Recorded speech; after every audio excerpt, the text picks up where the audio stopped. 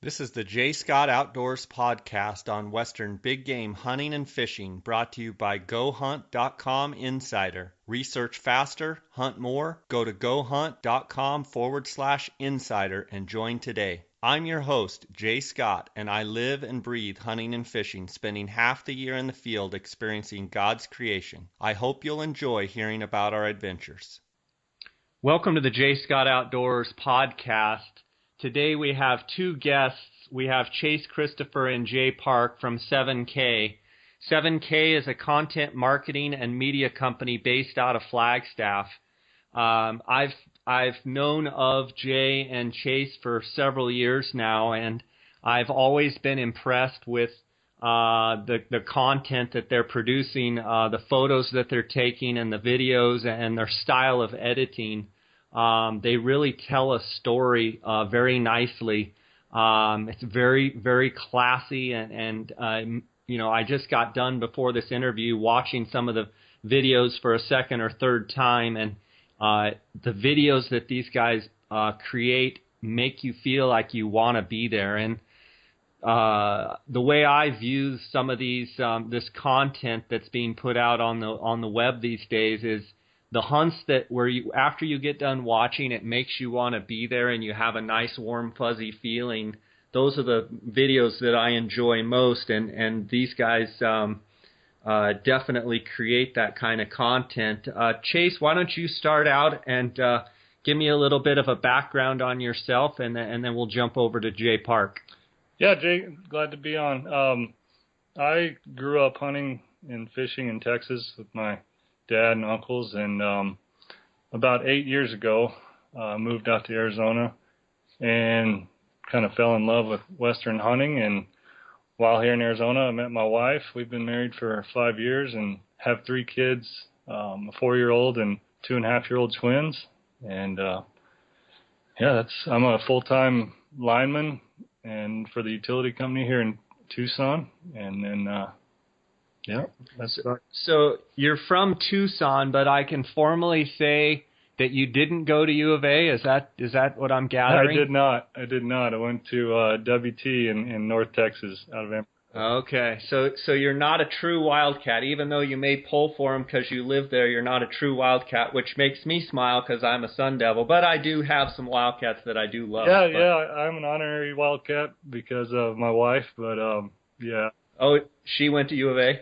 She actually went to NAU, but her and her family are from Tucson, so they are hardcore Wildcat fans. So Oh man. Thrown in the middle of it. So. Yep, you're thrown right into the middle of the fire, and it's glad to have you with us here today, Chase, and I look forward to talking to you about all sorts of subjects. And Jay, why don't you tell me a little bit about yourself, and then maybe introduce 7K a little bit and the Mountain Project and what you guys have going on. Well, my name is Jay Park. I'm originally from Arizona. I've lived here my entire life. I actually grew up in the White Mountains and kind of got into hunting with some childhood friends of mine that lived down the street from me. My dad took me every once in a while, but it was mostly kind of a thing to do, just to spend some time together. And the friends I had down the street were very much into it, and so I would go out after school with them. I quit playing football basically so I could go out and archery deer hunt in August with them, and that's kind of how I got my background in hunting. And then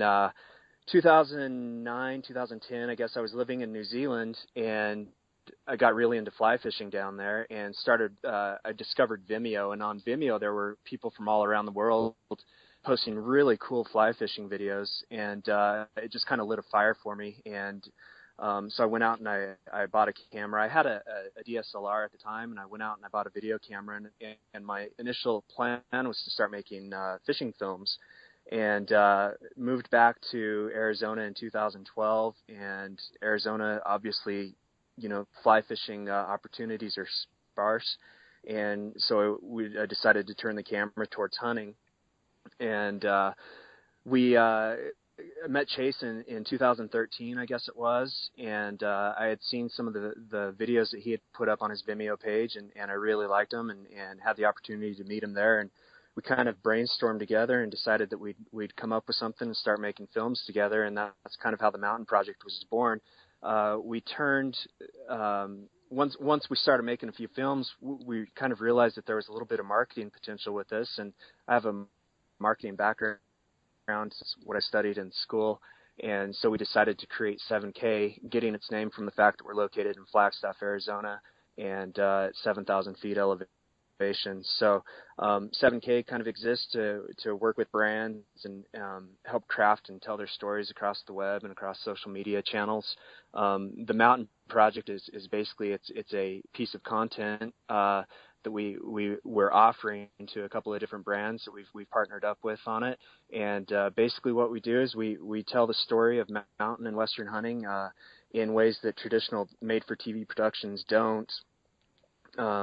We try to bring narrative storytelling and cinematic production value to hunts that are typically hard to document well, because you're loading up a camera and you're packing in 5 to 7 miles.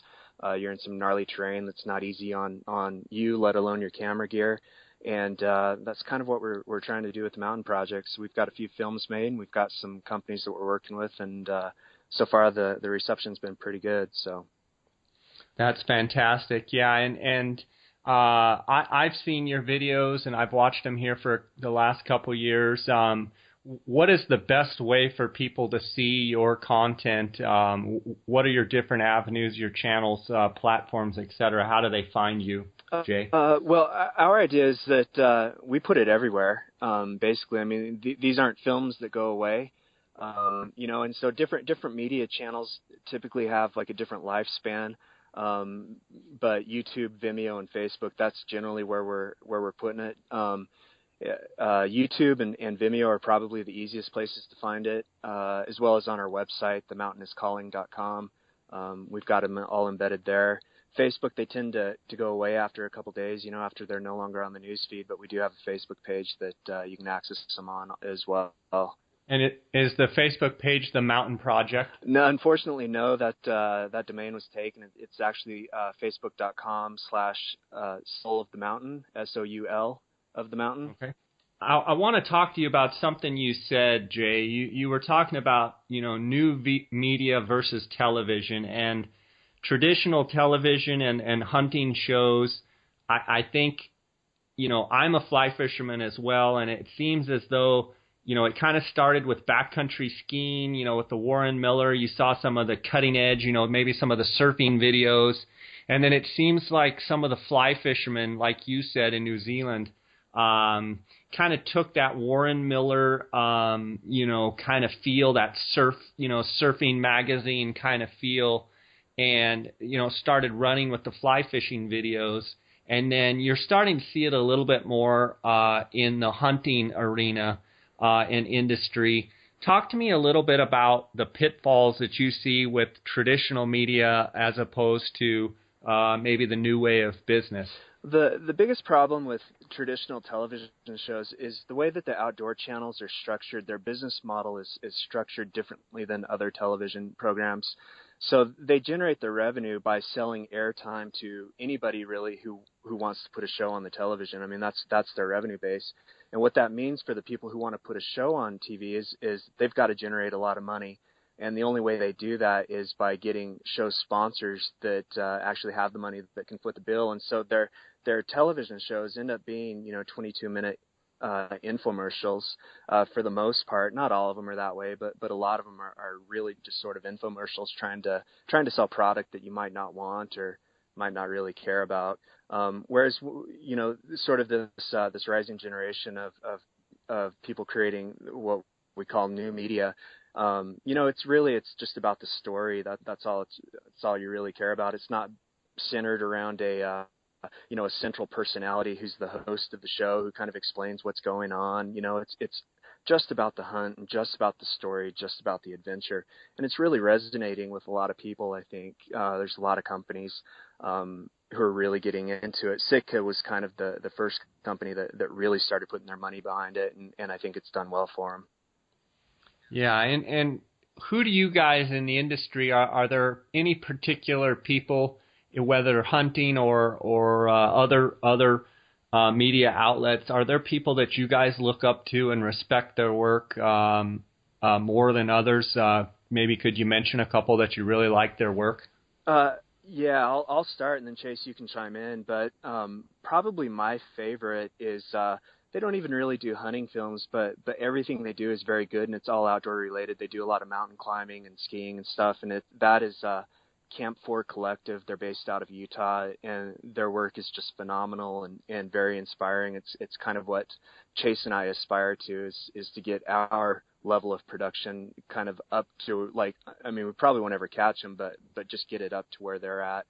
They're probably my favorite, sort of outside the hunting industry, and then inside the hunting industry. Jeff Simpson kind of started this all. He was the guy who started Heartland Bowhunter, and then he left it and formed Arctis Collective and has a series called The Short Season, which they're always done very well. He's very good at what he does, and there's others. Chase has some favorites too. Yeah, definitely. Heartland Bowhunter, one of them, like Jay said, and then others. There's other guys doing it. The Rockhouse Motion guys. Like he said, Jeff Simpson's The Short Season. There's plenty of them, and a lot of those are Midwest based. It's hunting whitetails or waterfowl or things like that. And we wanted to take that same approach and bring it into Western hunting. Hunting in the mountains. Backpacking and hunting elk. Some of those things. So that was, those guys are doing a great job, and we watch all their stuff and we love it. We just want to take that feel here in the West. So. Absolutely. And, guys, I've been filming hunts for years, and I have the editing skills of about probably less than a kindergartner, but I have actually been running a video camera, I'm going to say, for probably at least 10 or 12 years. And I can tell you that it is very hard when you're on these hunts to capture the true emotion of the hunt and the story. And do you guys feel like with what you're trying to do you pretty much have to have someone that's completely focused on catching all the shots and, trying to capture the story as opposed to hunting at the same time, which a lot of the stuff that I do is, I hunt and then try and capture what I can, but very rarely am I just the cameraman. I feel like some of the best stuff that I've done as far as catching the actual video is when I'm just running a camera, and I enjoy that, actually. I went up with my friend Jason with Kuyu in Montana and just had a ball because literally I had a few elk calls around my neck, but was just running a camera and just having a good time. Talk to me a little bit about the struggles that maybe you guys faced early on with trying to film and hunt at the same time, and how much weight you put in the cameraman only type of scenario. Obviously, if you can have somebody there just running a camera, you're going to be better off. That said, like Chase's moose hunt last year, I wasn't able to go to Alaska with him to film, and so Chase ended up self-filming that entire thing, and I think it's probably our best piece, our most inspiring piece, at least.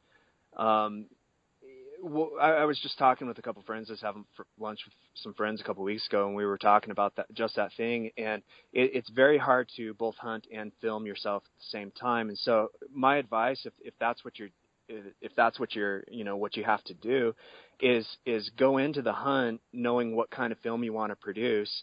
And then it doesn't take a long time to just get a couple of shots that you're going to need for the end product, and then get those shots and then hunt, and don't try to do them both at the same time, but kind of section it off so that you're filming and then you're hunting and then you're filming. But you have to have an idea beforehand of what you want to create at the end of it if you're going to do that. Do you go into it with a full storyline as far as kind of a cheat sheet, so to speak, on the different shots that you need to get in, so that it's somewhat like an outline, so you're not just freewheeling it? Do you have some structure going into it? We always have good intentions, and we do, and we never end up sticking to it. We never end up, getting all of the shots that we have on our shot list, but we always start out, hopeful. so many we will. things change in the field, you know. I mean, the thing is it makes it really nice as when you have a cameraman, and but going solo, you have to take the time to do some of those shots, you know. And Jay, you know as well as anyone that there are a few times during the day while hunting you might have a little downtime, and instead of resting or doing things, you know, we're shooting video, and we're trying to get those shots. So it's kind of a never-ending process if you're going to film yourself. So yeah, and a question for both of you guys is, do you love filming as much as you do hunting? And if you do, great. If you don't, on maybe, 1 out of 10 or, 1 out of 100, give me a, I like hunting, 70% and I like to film 30%, or I'm 50-50. I'd like to get both of you's answer with that. I guess for me, I don't know. I would say hunting may outweigh the filming just a little bit. I mean, I've carried a camera since I was in high school, and I love taking photos and video, but, I do that to capture the experience, what I'm there for, So I don't know. I'd say 60% hunting, 40% filming maybe. What about you, Jay? Yeah, I was going to say, Chase and I are a good pair that way, because I'm probably the exact opposite, 60% filming and 40% hunting. I like to go on the hunts. I like to be on the adventure, but I don't have to be the guy behind the gun. And for me, it's not just filming. I like the whole creative process of putting it all together and coming up with something at the end of it that's really beautiful or inspiring. That's kind of what motivates me. Yeah, exactly. And it shows in you guys' work. You can tell that, that you watch the film and you come away, you feel warm, you feel fuzzy, you feel that emotion. Maybe there's parts during the hunt that you feel as low as the hunter, or you can really relate. And I think that's the part of the things that maybe traditional media isn't catching.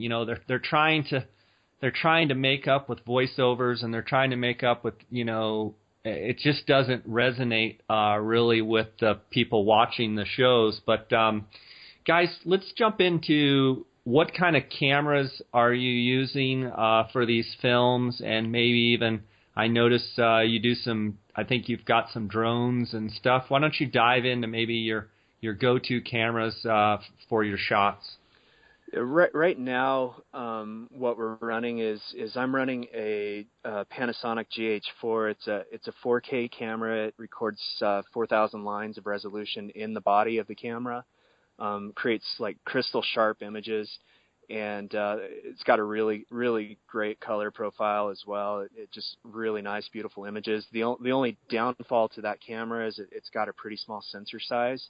So as the light starts to fade, it becomes mostly useless. And it's nice because Chase has a full frame Canon DSLR that he's using, which gathers light and just takes a beautiful picture. Last year, when we were working with the guys at Gila Outdoor, they have a big Sony Super 35 camera. It's called an FS700, and it's the slow motion camera. And we're working on saving up the money to get the FS replacement. It's called an FS7.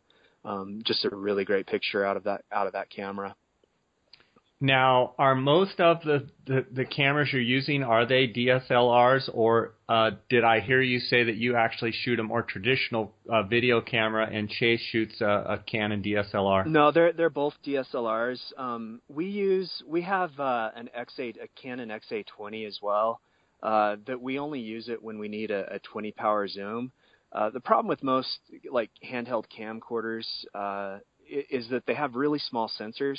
And even though they're shooting HD video, that's 1900 pixels wide by 1080 high, the pixels on those small sensors are really small, and so you don't end up getting like really good color depth and contrast.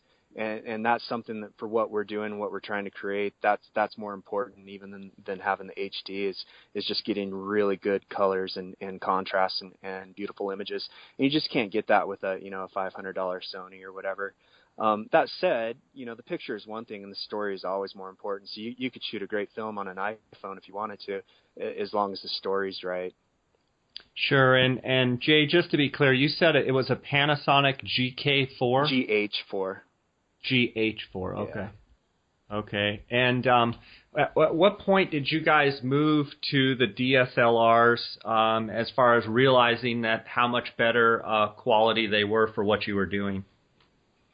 I kind of I started with a DSLR. I had what was it? A Nikon D500 that shot 720p HD video, and I didn't even realize that it shot video. I just had it as a still camera, and I took a picture of or a video of one of my daughters and posted it on Facebook, and had a friend comment about how beautiful the video was, and I thought, wow, this is actually really good. That was probably 5 years ago before I really started getting into making videos, but so I never really went to camcorders. I did buy an XA10, a Canon XA10 for a while, and was never really happy with it. Gotcha. And can you take great photos with those cameras as well, just with the click of a button? You're either on video mode or on photo mode? Yeah, Chase's especially, because it's got a full frame. I mean, it's a full 35 millimeter frame. Mine not so much. The frame in my camera, my GH4, it's a micro four thirds, and it's about half the size of the frame of Chase's. And so you don't get like good separation between the foreground and the background like you do in Chase's camera. But yeah, it's not bad. It's just not the best for taking stills. You know, the benefits of all the cameras have benefits, like Jay's GH4. That it's a 4K camera and great with video, and he can pack 4 lenses into the backcountry, where my DSLR takes great photos, great video, but to pack the same amount of lenses and equipment for that is almost triple the weight, if not more. And they all play their role. We use GoPros also. I don't know if you saw in the Alaska film, but we strap them to airplanes. We put them on tripods. We have a drone. That's separate. That's for after the whole fact. We'll designate time to use the drone to get a couple shots. Obviously, we can't pack all of that stuff, but back to where I started. They all have their reasons, and the GH4, you can just take so much more with that, even though the DSLR takes a better picture. So, I got a question for you guys. I had a friend who I fish with quite a bit. Actually wants me to get some video of him this summer when I head to Colorado. And he got a GoPro 3 Plus for us to use. I don't know anything about GoPros. How is that as far as quality, and how does that compare to the GoPros that you guys use? It's a Hero 3 Plus. You've used those, haven't you, Chase? Yeah. You use GoPros more than I do, so I'll let you answer that one. Yeah. The GoPro is limited. It's a great camera, and it's great for telling parts of the story. I used a GoPro 3 in Alaska, which is a step down from the 3 Plus you have, and it works great. It shoots HD video. There's a lot of mounts for it. You can take it underwater. You can do so many things with it. That being said, it's not the quality of a DSLR or a GH4 or something bigger, but it's very important in the stories we tell, and we do use GoPros a lot. We're up to the GoPro 4 now, but all of them shoot HD, and they're all really good. I've been trying to figure out how to actually attach the GoPro onto my Dave Smith Strutter decoy, and don't quite have that figured out yet. But that was one of the ideas that I had, or potentially just mounting it on the ground, maybe 5 feet away. From what I understand, they have a pretty wide field of view. And then the other application on my drift boat was to potentially attach it to one of the bars in the back, and since it does have such a wide field of view, it would just catch maybe a different angle that would be more of a stationary angle. So I'm kind of excited to use that. Guys, let's talk about editing and how you shoot your films for editing. As far as obviously we talked a little bit about the shots that you want to get, and then let's talk about some of the common pitfalls with editing your videos. I guess I'll do that since I do most of the editing. Basically, like I said earlier, I mean, when we head out on a hunt that we're going to film, we kind of have a general idea of what the story we want to tell is going to be, and so we'll create lists of shots that we want to get that can help build that story. And we try to always maintain a focus on what the story is, and generally the story is always, you have a character in it. That character wants something, and there's obstacles that character has to overcome in order to get what he wants. And it's the same thing in a hunting film. You go into the woods. There's something that you want to get, and then what kind of effort are you going to have to put in order to get what you're there for? And so most of our storytelling, focuses on that sort of long arc, if you will. And so when we set out for it, we just know that there are certain shots that we have to get. I mean, if we're on a bivvy hunt, you're packing your gear, and then you've got to climb, and so you've got that's like the biggest obstacle is climbing, and then the next obstacle is finding the animals, and the next obstacle is making the shot on an animal. And so we kind of roll all of that up into a 5 to 8 minute video at the end, and that's generally how we'll do it. But it's always with a pre-planned. We never go out and just follow somebody around with a camera. It's always all the shots we get are pretty intentional. And then you mentioned like pitfalls and the most common pitfalls. I mean, like if I sit down and I watch a bunch of videos on YouTube, the biggest pitfall or the thing that people could do, I would say probably to most improve their edits, is to just get rid of transitions. You see a lot of transitions. All of the editing software has built-in transitions, like these really cool waves and ripples and swipes and things. And if you just don't use that, like if you watch TV and if you watch movies, you'll notice that transitions always go from just one scene straight into the next. And that was, to me, like I look at my very first films that I ever made, and as soon as I started getting rid of all those effects that these editing software programs offer you, my films got quite a bit better. So. And does that include cross dissolve, Jay, as well? No, or are you I do use cross dissolve, but cross dissolve has a specific purpose. When you use a cross dissolve, it gives the viewer a sense that time is passing, and so I'll only use a cross dissolve when we're switching from one scene completely into a new one, just to kind of help you feel that this didn't happen right after that last scene did. I understand. Yeah, I understand. Well, that's great advice. Let's talk a little bit about digiscoping. I know I'm a big digiscoper versus long lenses, and probably the challenges you guys face with some of the game, the coos deer and the sheep, and some of the things that you're trying to video at times can be a long ways off. And I know there's a dilemma there of trying to get a real good image through your digiscoping setup and then conversely with the long lens, maybe you're going to get a better image, but it's probably still not going to suck it in quite like you would like.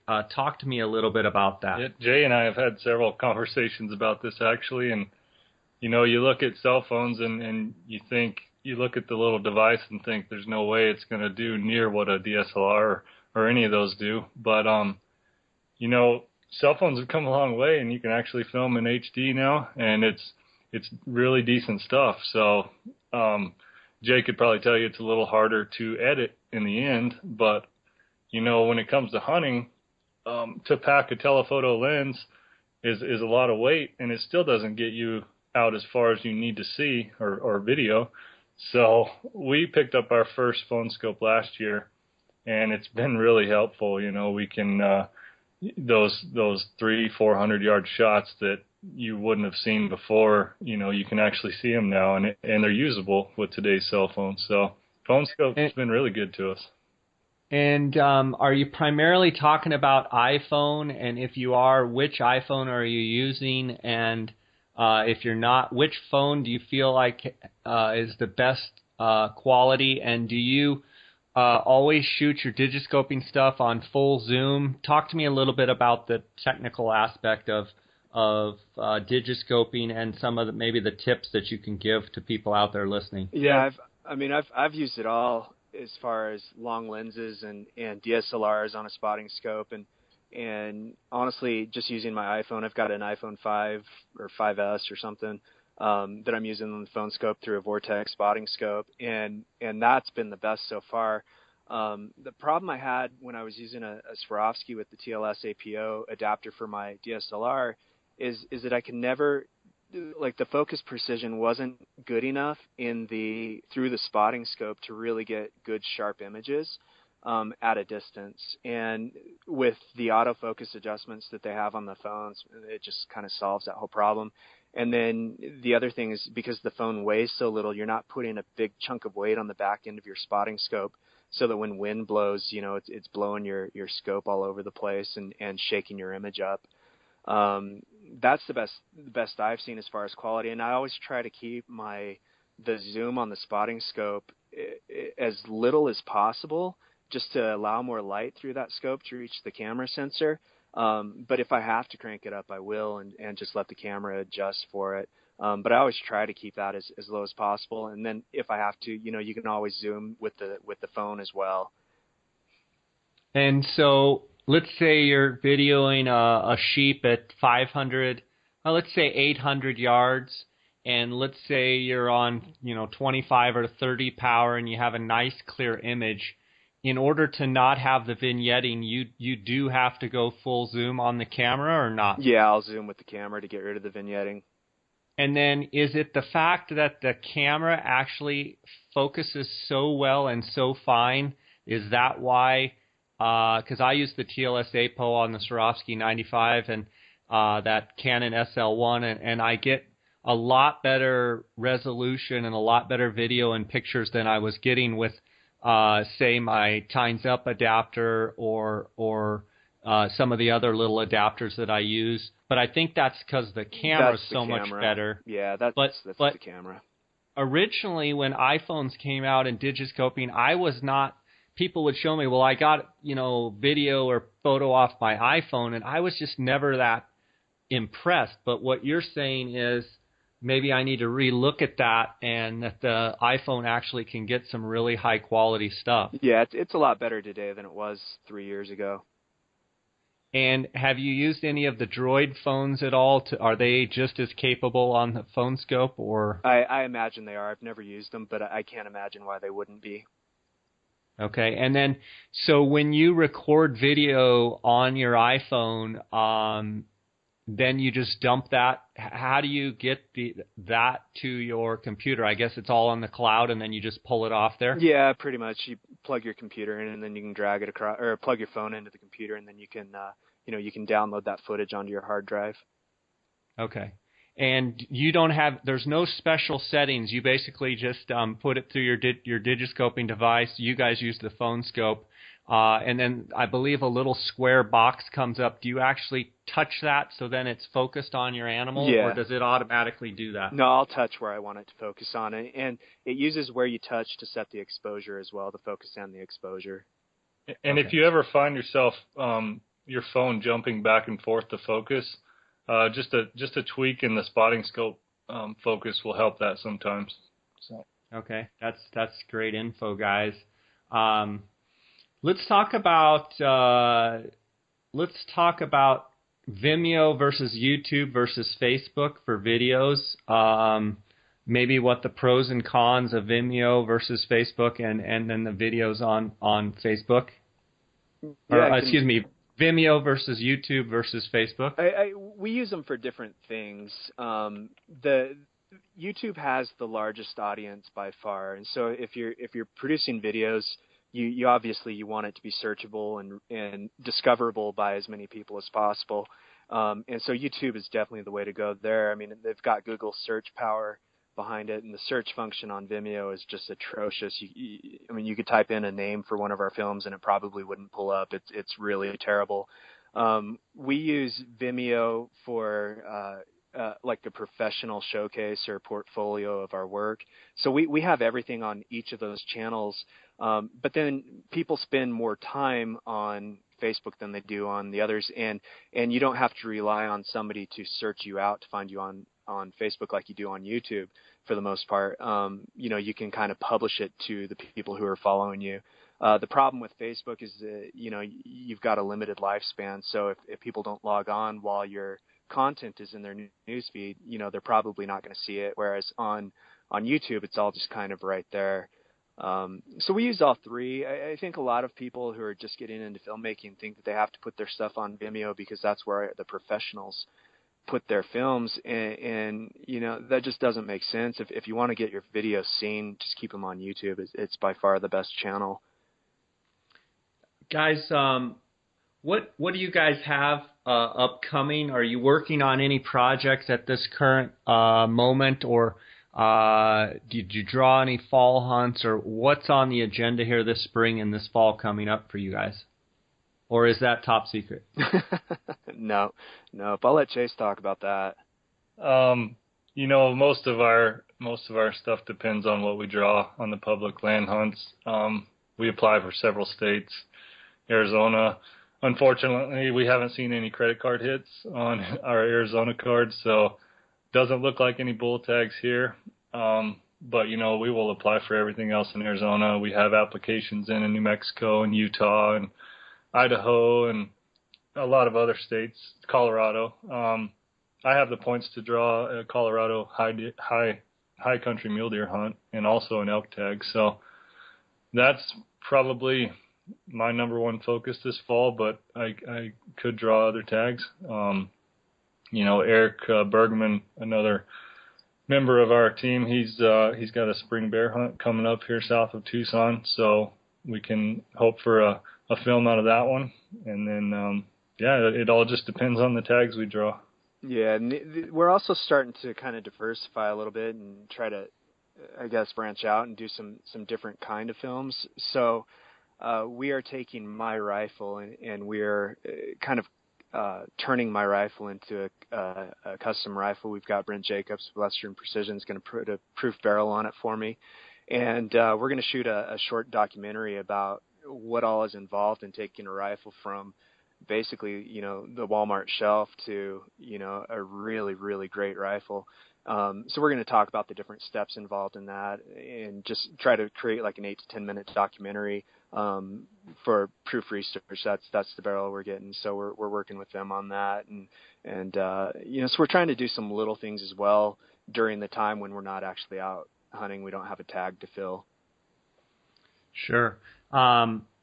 Guys, I want to talk to you on the Aoudad hunt. I noticed that you guys were all wearing KUIU gear, and I love KUIU gear myself. Dar and I have been wearing it for years, and really like the quality of the gear. Talk to me a little bit about KUIU and the maybe some of the different pieces of gear that you really like, and expand on that a little bit for me. Yeah, for a long time we wore Sitka. I was kind of a Sitka snob. I just thought Sitka made the best stuff, and they do make really great gear. I ran into some KUIU stuff. A friend of mine had it, and I got to put my hands on it, and that's one of the drawbacks, I guess, about their direct to consumer business models, that you can't actually touch it until you get it. Unless a friend of yours has it. So I was fortunate to have a friend who had a Guide DCS jacket, and I compared that to my Sitka windproof jacket, and I really liked it. And so we started looking into their stuff a little bit more, and we placed an order. We don't have a formal relationship with KUIU by any means, but we placed an order and we got a bunch of stuff in, and it was kind of a light in the sky conversion story. I mean, our eyes were just open to how well this stuff is designed, the quality of the materials that they're using, and obviously the price is just a fraction of what you would pay for an equivalent from the other brand. We've actually done a comparison between a full full layering system on how much weight and how much money you save, and if you were start from scratch and to buy a full layering system, merino insulation, windproof, everything, you're going to save about 30 ounces and almost $1,000 between the two brands. And that was really, sort of important to us. First off, we save $1,000. That's another lens that we can buy, which we're more interested in. But also, the weight savings is really important because we're packing so much weight. I have all of our hunting gear, and if we're going on a bivouac, we've got all of our hunting gear plus an additional 40 pounds of camera equipment that we're packing with us. So anywhere we can save, a couple of ounces just makes getting up the mountain that much easier. Chase? Yeah, like Jay said, we've always liked quality gear, and Sitka makes great gear, and I've purchased a lot of it, and as long as Jay has, and it's great stuff. And like Jay said, the weight difference is the big key. It's both really good stuff, but to be able to save those 30 ounces total, that means you can pack one more lens in your bag, or you can take a few extra pieces of camera gear. So. And for me, it'd be packing a couple extra candy bars. Well, that's good. Dar and I have liked KUIU gear for years, and it's nice when other people see it and realize how good and how much quality the actual materials have. And I think I had Jason on not too long ago, and he was basically just driving home that the materials used in KUIU gear, if he had to go through a typical retail setting, he would end up being 40% higher than the competition because his materials actually cost him way more, and it kind of prices it out for some of the competition. But interesting fact, when you cut out the retailer, you can actually charge a cheaper price. And so what you're getting is higher quality materials for a lower price. And, I think if you look at any of the hunting magazines or just look at any hunting pictures, KUIU seems like it has just really taken over most of the Western hunting. In my opinion. Yeah, there's no doubt that what Jason has done is pretty ingenious. Yeah, absolutely. Guys, tell me about Chase. I believe you or your wife shot a big mule deer a year or two ago. I want to just hear kind of the short version of that fantastic buck and how all that went down. Yeah, so I met my wife almost 8 years ago, and she's never hunted before. The most she's probably done is probably camping with her family growing up a few times. But when we met, she obviously showed interest in what I do. So she went along on hunts with me and scouting trips and anything to support me. And right away, I just started putting her in for bonus points, hoping one day she would get into hunting or want to hunt something, and that's what I did. So eventually she said, "All right, I'm ready to put in for a hunt." So she had a few points, and I just decided to start putting her in for quality tags. And lucky enough, she ended up getting a strip tag, and with I think 6 or 7 points. And we had just had our twin babies, and we had a 2-year-old, and knew it was going to be a challenge, but there was no way we were going to miss it. So we had her family help and some good friends of ours help us, and made the trip all the way up to the Arizona Strip, and met up with a couple guys I'd known up in southern Utah, and they ended up helping us with some stuff, and we passed up a couple nice bucks, and Trevor Davenport, he took us into a nice area. We'd seen a lot of does, and anyway, ended up going back there on our last day we could hunt. All of our help was going home, so we were going to end up hunting the roads with 3 babies in our back seat. So we made a last-minute effort on a good area, and we found a great buck, and she made an excellent shot at 475 yards, and couldn't be happy with the way it went down. She would have been happy shooting a forkhorn. I mean, she just was glad to be there, and she was getting a little stressed out with the kids, but it was a fun experience for us, and it just worked out that she killed a giant, and we're thankful for all the help we had. We couldn't have done it without everyone. So didn't it score over 200 inches? It did. It scored 241. SCI. We haven't scored it Boone and Crockett, but I've never been too big on scores, so there was no hurry to get it scored. Yeah, just an awesome deer, points going everywhere. I still remember seeing the pictures of that. Congratulations. Thank you. Guys, I want to kind of finish today with you guys maybe giving a brief description of the films that you have done and just maybe any little stories that go along with each one of them, and or if you just want to talk about a few of them, whatever you want to do there. Yeah, why don't we just mention kind of our favorite ones and why? Yeah, perfect. Excuse me. I would say my favorite one it's probably a film that's not even really part of the Mountain Project. It was one I filmed for Shane Roten and Gila Outdoor. It's called High and Low, and basically Shane took me with him to Baja South on his desert sheep hunt down there, and we spent 9 days down in Baja, and it was February, and it's about 100 degrees out there, searching for a desert ram, and that was a really great trip, and I think it made a really great video. It kind of started the whole sheep bug for me. I just saw how much fun they are to hunt and what neat animals they are, and it kind of converted me. I always was really into hunting Coues deer, and now all I can think about is the day that I'm lucky enough to draw a desert sheep tag here in Arizona. So I'd say that one's probably my favorite one. I think the editing is good. Some of the shots in there are probably the most beautiful shots I've ever captured. So I really like that one.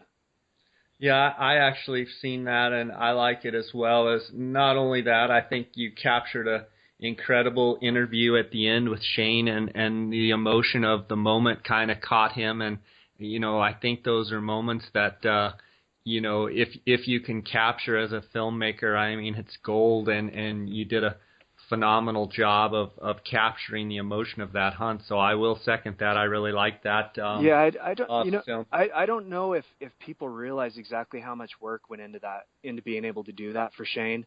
And so it's gotten some negative YouTube comments about about the emotion at the end of it, and that he's not happy and stuff. But it was just sort of a collapse of literally decades of extremely hard work to be able to afford that hunt, and then it all just kind of captured in this great, South Baja ram. So that's what I really hoped that film would convey. Yeah, well, I think you nailed it absolutely. Yeah, for me, the Jay is really great at capturing that emotion and telling a story through his edits. Moose hunting was something I've dreamt about for a long time, and even as a kid, I'd hear my uncles and his friends that hunt talking about how cool it would be to go to Alaska, and it always kind of stuck in my head, and so I knew I always wanted to do that, and I saved up for several years, and actually last year made it happen and was able to go to Alaska. So I would say, my favorite film is 15-Year Dream, and a lot of that's because of the way Jay put it together. Going into that self-filming, only having so much weight I could take on a bush plane, I didn't know how I was going to capture that film. And going into it, and even during the film, I was worried on the shots I was getting, and am I telling the story enough, and still trying to have a great adventure hunting moose. And it just all kind of came together in the end, and that's probably my favorite. So, yeah, both of you did a fantastic job on that, Jay, with the editing, and Chase capturing that hunt. That was a really cool hunt. I loved some of the scenes flying in there, and then once you got the moose, just some of the scenery was awesome. I thought you did a really good job. Guys, do you have anything else you'd like to add before we conclude today? I thought we've had a good time together here, and I admire what you guys do, and I've been pulling Jay's leg for a couple years now, trying to get him up to do some fishing stuff, some films, some of the fly fishing, and we quite haven't connected with our schedules. But anything else you guys want to add with what we've got going today? The only thing I would add is to, don't worry about your equipment or your editing skills or anything. If you want to film your hunt, just go film it. And, even if nobody watches it, you've got it to watch yourself. And that's pretty much how it started for everybody. Nobody ever watched anything that I did 5 years ago. I look at them now and I can't hardly watch them, but it doesn't matter because I still remember those experiences. And I would just say, turn the camera on. And when you get home, just put it together and put it out there and just have fun with it. Yeah, I think that's great advice. And I think we're all our own worst critic. I think I look at some of the stuff I do and I just cringe, and then I look down, and it's got, 18,000 views or something, and I'm thinking, goodness, if 18,000 people watch that, some of the stuff I'm embarrassed. But the reality is, it's a hunt, and not all of us are professional editors, and you can still capture good stuff, like you said, if you just turn the camera on and shoot way more footage than you thought you needed, and do your best editing, and it does capture a treasured memory for sure. Guys, I want to wish you the best going into the summer here, and with the stuff you have going, and maybe we can touch base after the fall and see how you guys did with the draws. And I'm sure over the next couple months, as things transpire, you're going to have more and more stuff to do this fall, and I'm excited to see what you guys have up your sleeve. And I just want to thank you for being on here with me, and wish you the best of success here in the future. Yeah, I appreciate you having us, Jay. Yeah, thank you very Absolutely. much. Thanks for having us on. All right, you guys take care, okay? What a great opportunity to listen to Jay Park and Chase Christopher of 7K. The content and the videos that these guys are producing is fantastic. If you haven't seen them, check them out. I can't wait to see what they have going on this summer and this fall with the Mountain Project, and it's always a pleasure to view their latest videos, so check them out. Guys, I want to really thank you for all your support here on the podcast. If you haven't, go on iTunes and give us a 5-star rating, leave us a review. That helps our placement in iTunes. You can follow along at J Scott Outdoors Facebook, J Scott Outdoors Instagram, at J Scott Outdoors, on our YouTube channel, the J Scott Outdoors YouTube channel, also jscottoutdoors.com. Just got off a couple of great turkey hunts here in the middle of April, and was fortunate to accompany Michael Turner from Alabama on his Arizona Super Big Game Raffle Gould's turkey tag, and he shot a real nice turkey on the first morning. And I also was able to accompany my friend Casey Brooks and watch him shoot a Gould's turkey with his bow. He had purchased the Arizona auction Gould's turkey tag, and I had a great hunt. I'm headed to Mexico here soon. I've got about 2 weeks of hunts in Mexico. I've got a bunch of Gould's turkeys to harvest, and got a handful of hunters going down, and it's just going to be a continuation of a great spring. Encourage all you guys out there to take a kid hunting or fishing and get them into the outdoors. I've had the pleasure over the last month of taking my nephews. I started taking them when they were very young boys out hunting, and now they both really enjoy it, and it's a pleasure for me to see the joy in their eyes being out in the woods. So I encourage you to take a kid hunting or fishing. I just want to thank you guys for the support here on the podcast, and until next week, guys, God bless. Thanks for listening to the J. Scott Outdoors Western Big Game Hunting and Fishing Podcast, brought to you by GoHunt.com Insider. Research faster, hunt more. Go to GoHunt.com/insider and join today.